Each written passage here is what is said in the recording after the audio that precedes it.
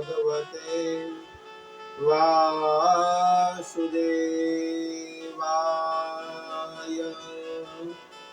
स्वस्ति श्री गणेशाय नमः।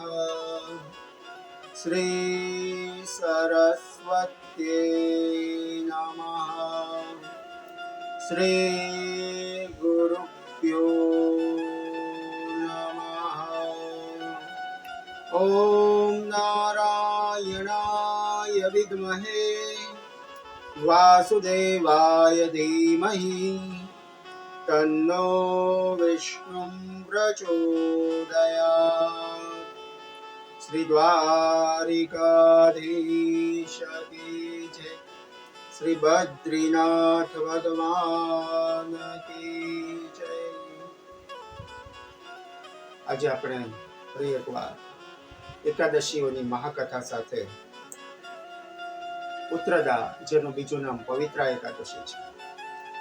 પદ્મ પુરાણ અનુસાર ઉત્તરદા એકાદશી અને પવિત્રા એકાદશીની કથા અને એની મહિમા જોઈશું.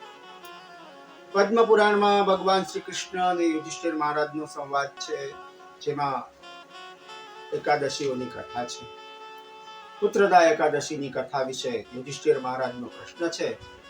યુધિષ્ઠિર મહારાજ ભગવાનને નમસ્કાર કરી પ્રશ્ન કર્યો કે હે મહારાજ, ઉત્તરદા એકાદશી, એનો મહિમા અને એની કથા કહો.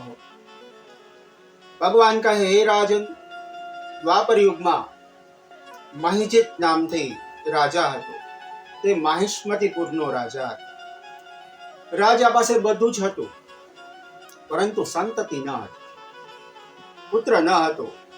વધતી ઉંમરની સમસ્યા હતી. રાજાએ વિચાર કર્યો કે જરૂર કોઈ પાપ કર્મના કારણે મારે ત્યાં સંતતિ નથી.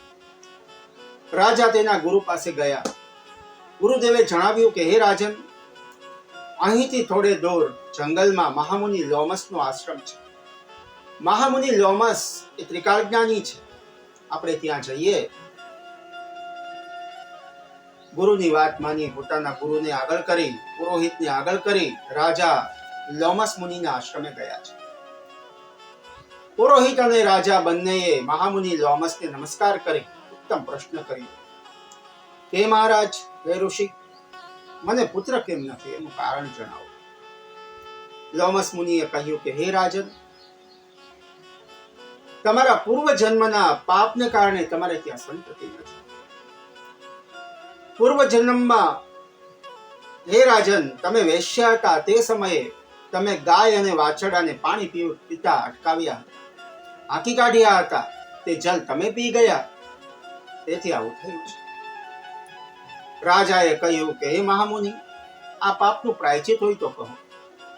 દરેક પાપનું પ્રાયચિત હોય છે. આનું કોઈ પ્રાયચિત હોય તો મને કહો. તો મહામુનિ લોમસે કહ્યું કે હે રાજન, આપ સંતાન ગોપાલ મંત્રનું અનુષ્ઠાન કરો, બ્રાહ્મણો પાસે કરાવો અને યજ્ઞ કરો, અને સાથે પુત્રદા એકાદશીની વિધિવત રીતે વ્રત કરો, તો આપને ત્યાં બુદ્ધિશાળી અને બલવાન પુત્રની પ્રાપ્તિ થશે. લોમસ મુનિના કથન અનુસાર રાજાના પુરોહિતે સંતાન ગોપાલ મંત્રનું અનુષ્ઠાન કરાવી યજ્ઞ કરાવ્યો, અને રાજા રાણીએ પુત્રદા એકાદશીના પ્રભાવથી રાણીને ગર્ભ રહ્યો છે. યોગ્ય સમય આવ્યો, રાજાને પુત્રની પ્રાપ્તિ થઈ. રાજા રાણી રાજી થયા, પુરોહિત, પ્રજા બધા રાજી થયા છે. ભગવાન કહે, હે રાજન, જે પુત્રદા એકાદશીનું વ્રત કરે છે તેને પુત્રની પ્રાપ્તિ થાય છે.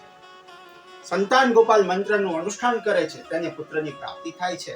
અને જે આ કથાનું શ્રવણ કરે છે તેને સ્વર્ગલોકની પ્રાપ્તિ થાય છે. આમ કહી ભગવાને પોતાની વાણીને વિરામ આપ્યો છે. આપણે પણ ભગવાનના નામ સ્મરણ સાથે આજની ચર્ચાને વિરામ આપીએ. ઓમ નમો ભગવતે વાસુદેવાય. શ્રી કૃષ્ણાય ગોવિંદાય નમો નમઃ. ઓમ નમઃ શિવાય.